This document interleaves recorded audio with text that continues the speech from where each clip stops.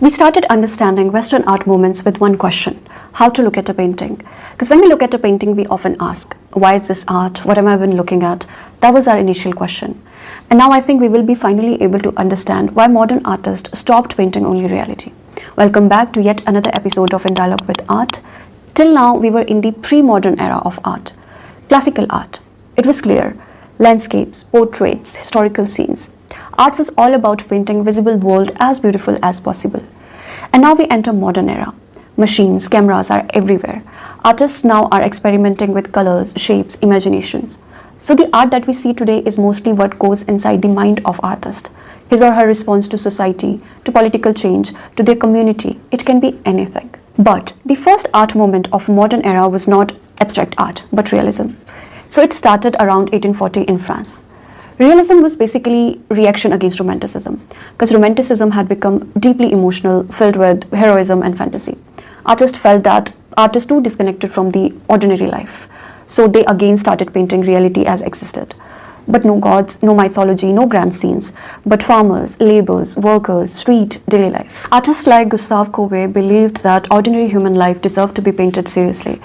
It was revolutionary for that time because till now, grand paintings were for kings and religion. After realism, art movements changed art completely. So first comes Impressionism, roughly from 1860s to 1880s in France. Artists like Claude Monet, Edgar Degas, Auguste Renoir felt like studio paintings cannot do justice with nature because objects, they don't look same all the time.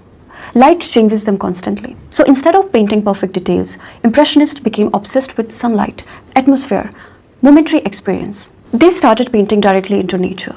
We call it plein air painting. No sketching, direct colors onto canvas, loose brushstrokes, visible colors, and kind of almost unfinished looking painting. Now some artists felt that Impressionism was too focused on light and fleeting moments. They wanted art to feel more expressive in personal and emotional way. This gave rise to Post-Impressionism. Artists like Vincent van Gogh, Paul Cézanne, Paul Gauguin, they painted reality in their own way. Whenever I look at Van Gogh's paintings, I see pain, moment, restlessness, distorted thoughts flowing on canvas.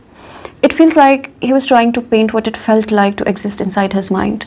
Maybe that's why Post-Impressionism becomes so important. So whenever next time you look at Van Gogh's art, don't look at just colors and very strong brushstrokes. Try to look at loneliness, emotion, memory, a human mind trying to explain something words could never fully explain. Slowly, modern art becomes more emotional and intense with Expressionism in the next moment. It mainly flourished in Germany in early 1900s.